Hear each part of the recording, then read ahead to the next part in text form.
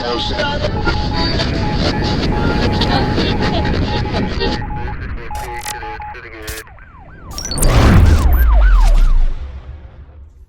everybody, and welcome to the next E5 podcast. I am your host, Paul Meenan, and it gives me great pleasure to introduce my guest. Hello, I'm JW. The man himself, the legend, Mr. John Ward. John, thank you very much for joining me on one of these again.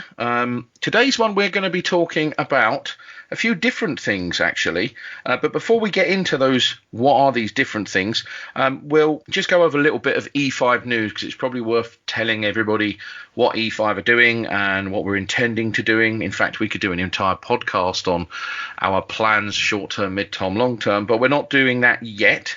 What we are doing in the short term is we are going to be going to the next Elect show, but as we do all of them. But this Elect show will be slightly different because it will be at Sandown, and we, the E5 guys, we will have a stand. So we're actually being given a stand for free, which is really, really good. And we're going to host a few little different things on it. We'll have all of us there. We'll be able to talk to you on one-to-ones. We'll be interviewing anybody who comes and wants to talk to us for social media outlets. And we're also going to be asking you for your thoughts and ideas and suggestions, as well as hopefully we're going to be doing some stand-up talks, introducing ourselves. We're also going to look at answering the questions that maybe the industry doesn't want to answer, and talk about some of the things that are a bit taboo, because why not? Honesty and integrity is part of it, and we think it would be quite a good thing to contribute to the fantastic Elect shows. So there you go. So we're going to be at Elects. It's kind of what we're doing. None of it's been fully agreed by the team, but that's kind of where our plans are going. And what we'll do is we'll move on now to our first subject, Mr. Ward, which is, drum roll, Amendment 1 already. Yes, it's on the way already, isn't it? And it's supposed to be coming out next year, isn't it? Early January, February time. Words fail me. I mean, I'm a fellow at the IET, and I think the regulations years ago, I used to absolutely despise the amendments. When I was on the tools, I hated it. Now I'm a lot older, I'm a lot wiser, and I get the reason why we have to do the amendments, because technology is moving. You've only got to watch a modern movie where you've got all these modern, utopias and all the technology and the energy that runs all this stuff. Electricians naturally will have to update their skills and knowledge. I think the only negative I can say about the 18th edition was the sheer volume of mistakes and errors, because I know the IET put out a corrigendum, it's a nice word for we made a mistake, with about 12 errors, but we all know there's far more than 12 mistakes. Yeah, I mean, there's obviously plenty of mistakes in it before it was even published, even on the previous editions. And, of course, a lot of those haven't even been corrected. They're just sort of carried forward and just carry on with the same old stuff. But so the fact they had to put that corrigendum out so quickly after it had been published, it was pretty poor.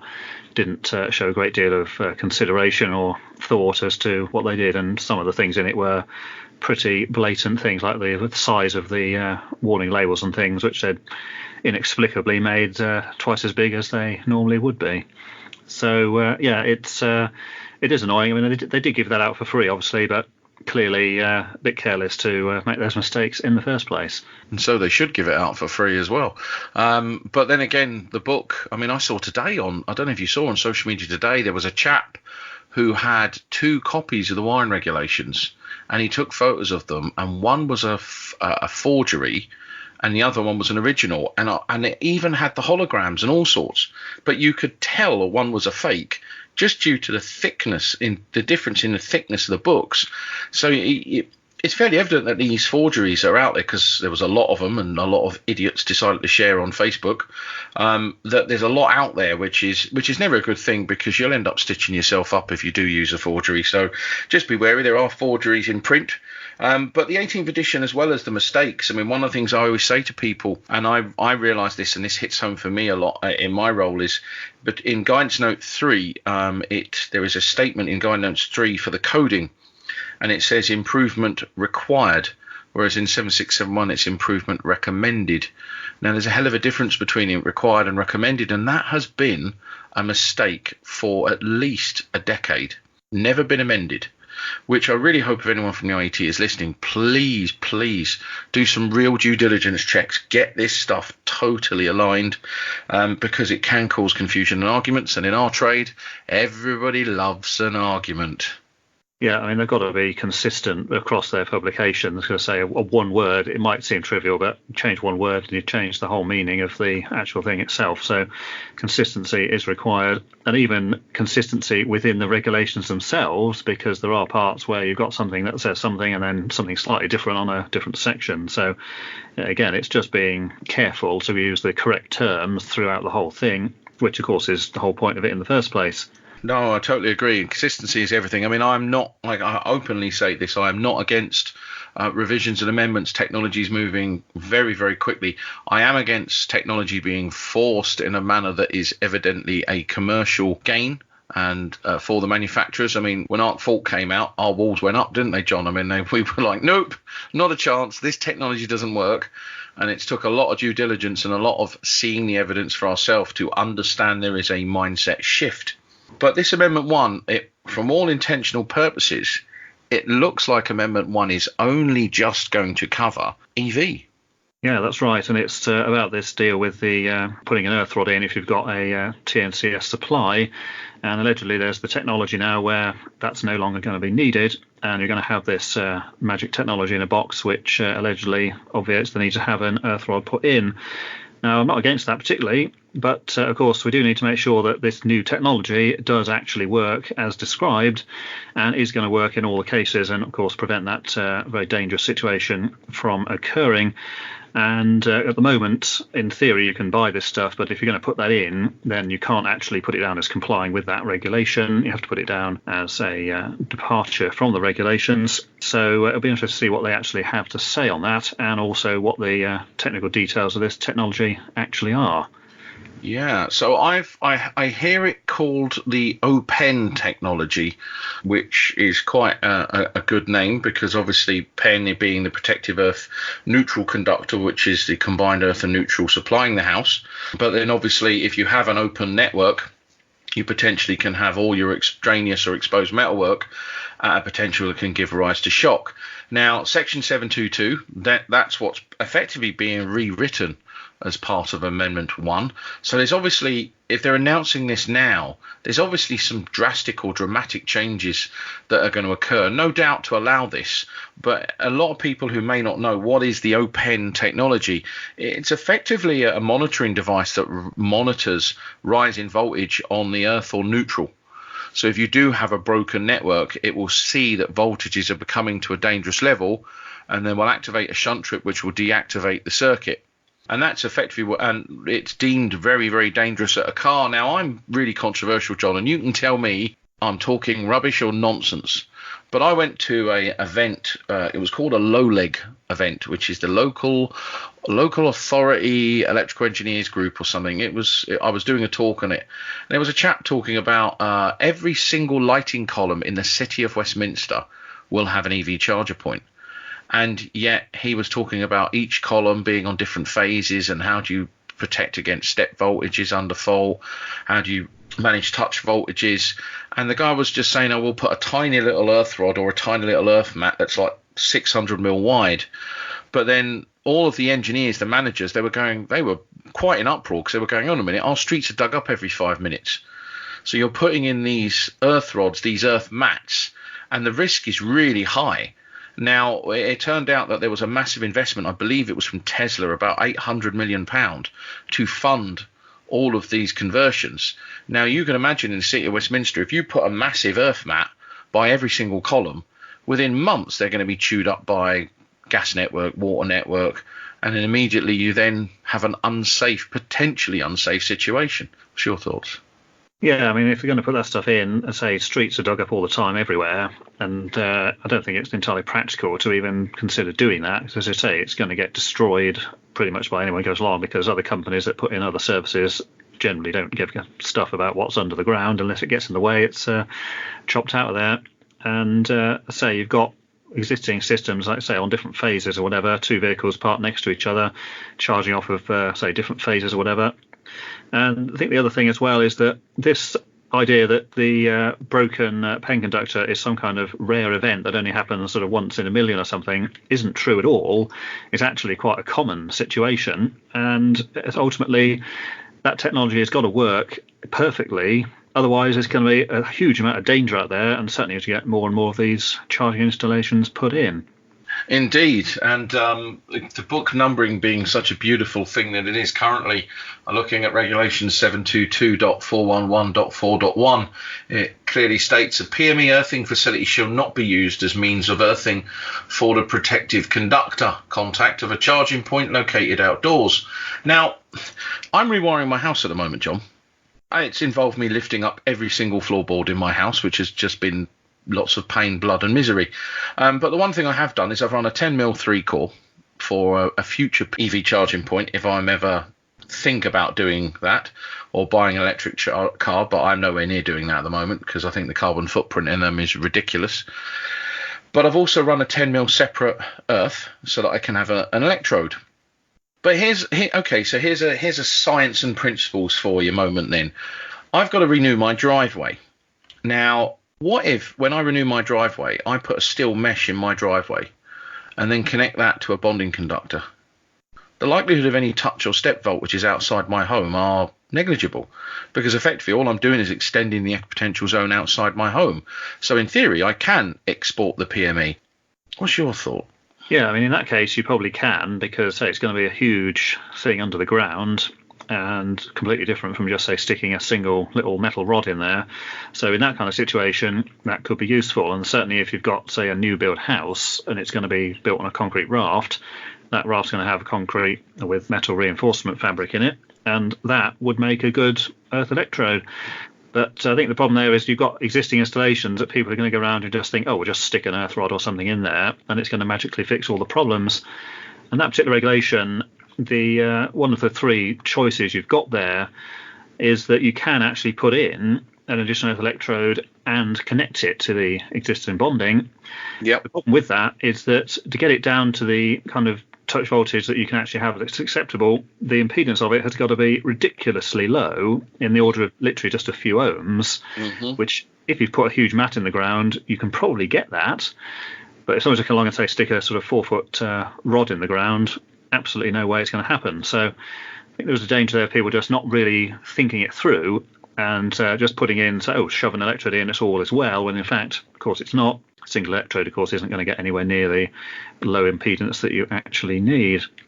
No, and I find a single electrode is a piecemeal effort, isn't it, really? Because unless you are like out in the Leeds or Yorkshire area where you can get a decent reading, which I have actually put electrodes out in Leeds and Yorkshire many years ago working on the stone-built houses. But for me, yeah, electrodes, I mean, I'm used to, at work, I'm currently about to put a 9-electrode earth farm at one of my stations because it's a TT supply.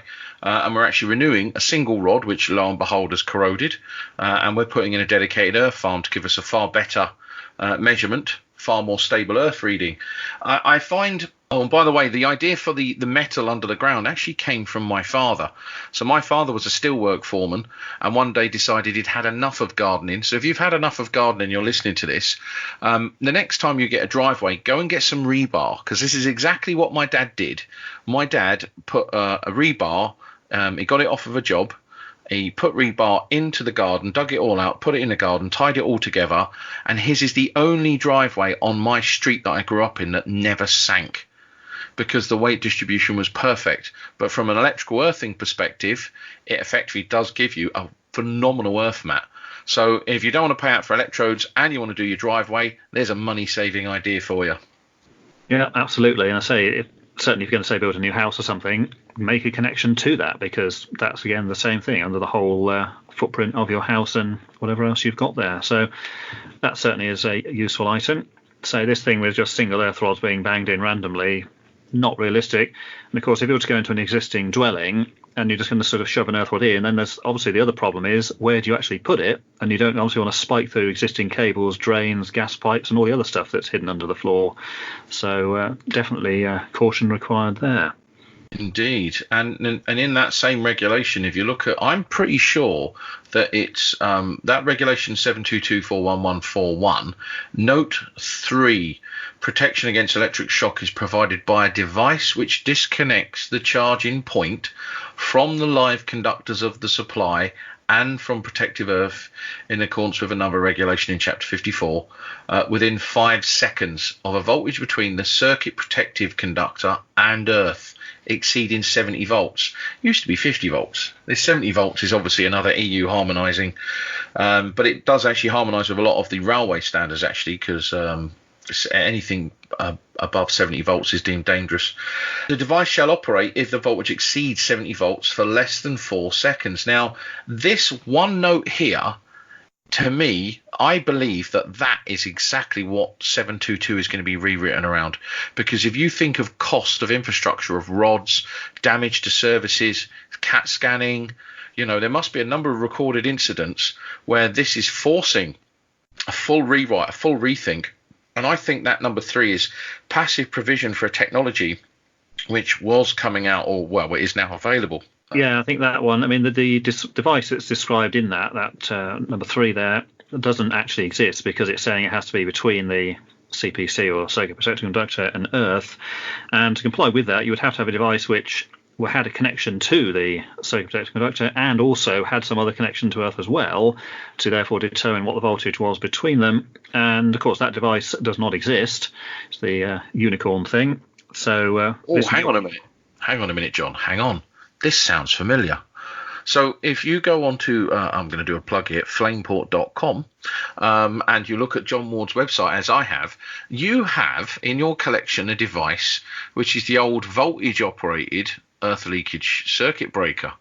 Now, that circuit breaker, if I'm not mistaken, had two earth terminals, one that went to a local electrode and the other one to the frame of the board. Does this not sound remarkably familiar? Yeah, it is remarkably familiar, and that device, with a slight modification, could actually be the device that's actually described here. The only difference it would need is it would have to have a separate contact to disconnect the actual pair circuit protector conductor as well, because of course those only generally were for the line and neutrals. So that is the kind of thing there. I mean, they typically were on about 50 volts, but principle is exactly the same. But certainly for charging stuff, this new open thing that you can in theory actually buy isn't what's in this number 3, because it doesn't have its own earth electrode, and it uses some other method to determine whether that voltage has exceeded a safe level. So potentially we're going back in time, but also more importantly, you're absolutely right, John. With a little bit of adapting, that old technology could serve the same principle. So I believe there is a manufacturer at the moment selling something called open technology. I've not seen it for myself. I think other people have been doing YouTube videos where they break down the ones that don't have the earth electrodes required, and they've looked at the devices in there. But this actually could be an idea, courtesy of E5 for free, to all manufacturers. If you want to go away and develop your breakers to actually maybe have a 2-point reference system connected into some shunt trips, then maybe you don't need to be selling this open technology, and you can get a standard, cheaper connection device for your EV vehicle, saving a lot of money. That could be something that's built into it, but we'll come on to that, because that sounds like the future of electrical installations. That does sound very futuristic. So we'll come on to that in a minute. But what else are your thoughts on this Amendment 1? I mean, I'm sure you're going to do a video on it the minute it comes out, and we will all be rooted to listen to that. But EV for me has always just been I'm not feeling it yet.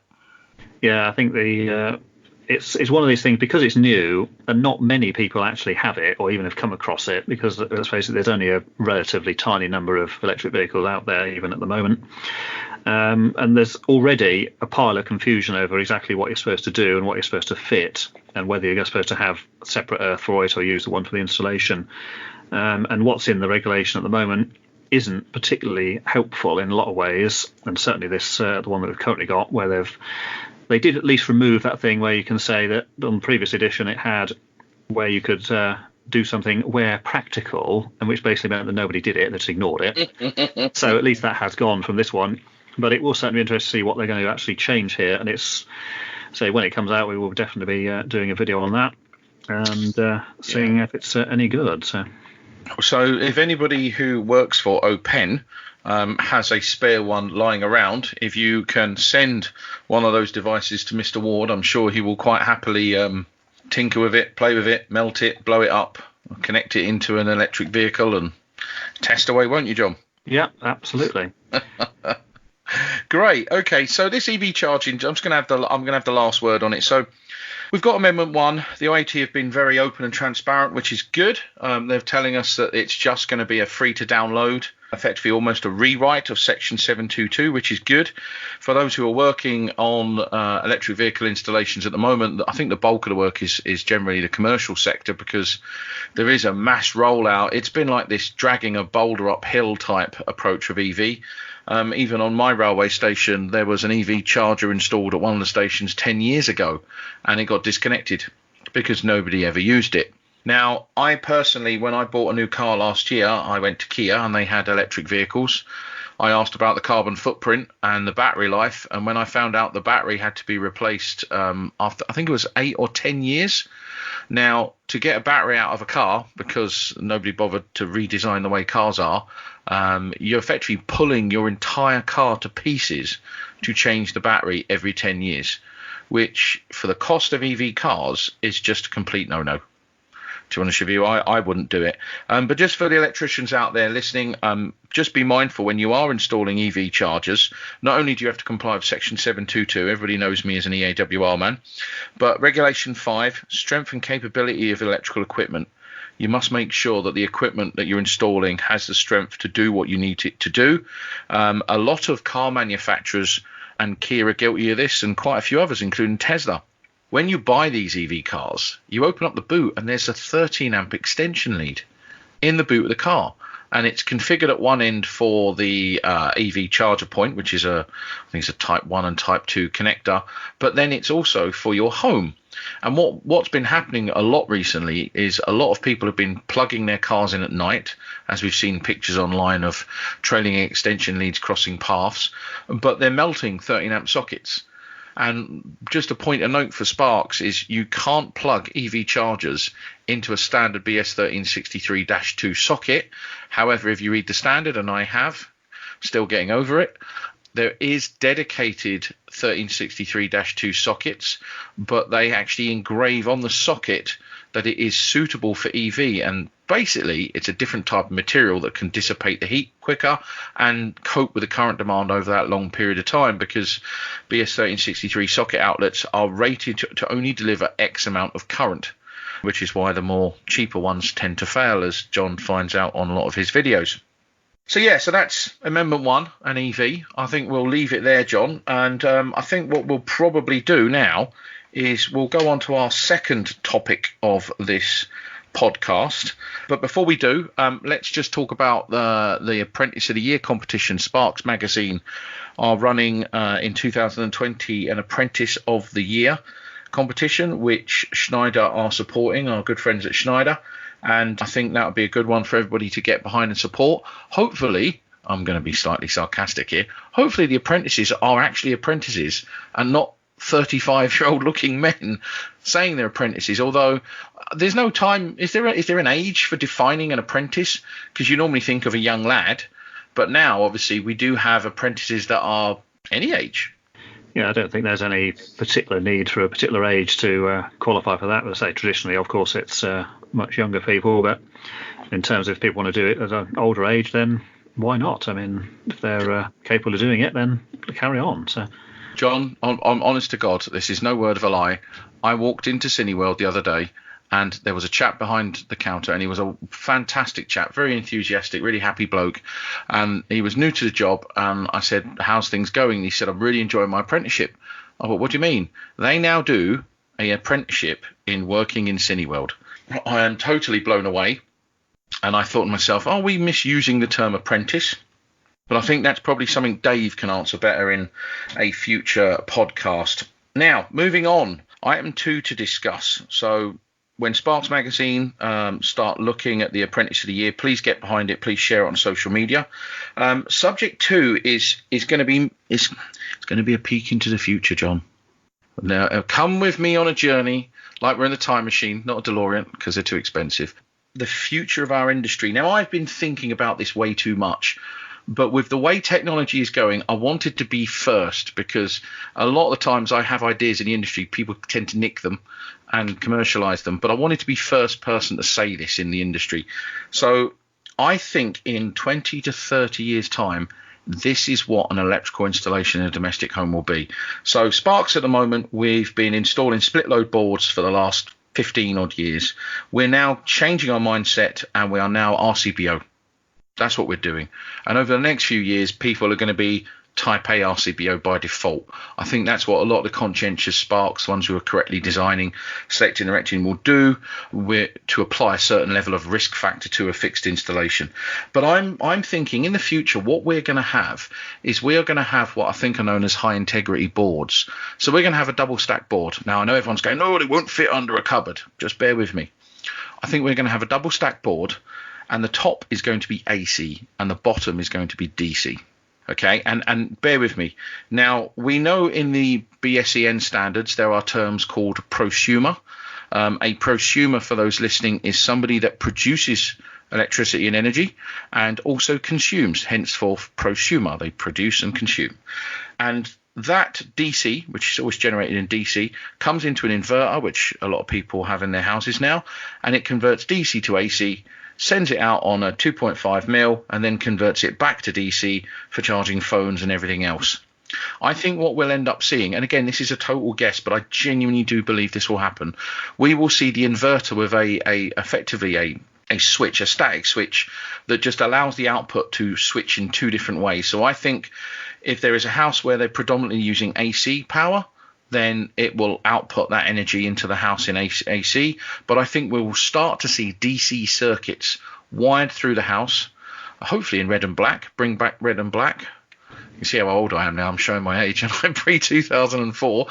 But we'll end up having DC circuits, double pole, where the DC side of the inverter will then feed locally circuits, which has to be more energy efficient. And again, I'm stitching this together because we know Chapter 8 is coming. We know energy efficiency is currently in an appendix in the wiring regulations. And when you just look at the natural progression, I can see a top of a board with arc fault detection devices for power consuming circuits and fixed stationary appliances that use at least 1 or 2 amps.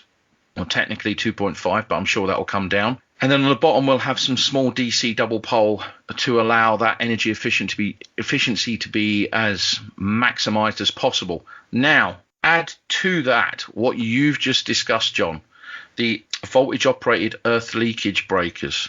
Add to that the smart tech, so Schneider have the power tag technology. You're going to end up with a fuse board that potentially can be emailing you, measuring every single circuit, the power consumption. You're going to get absolute data from your installation. You're going to be monitoring your earthing if you've got lots of electric vehicles, which is naturally going to have.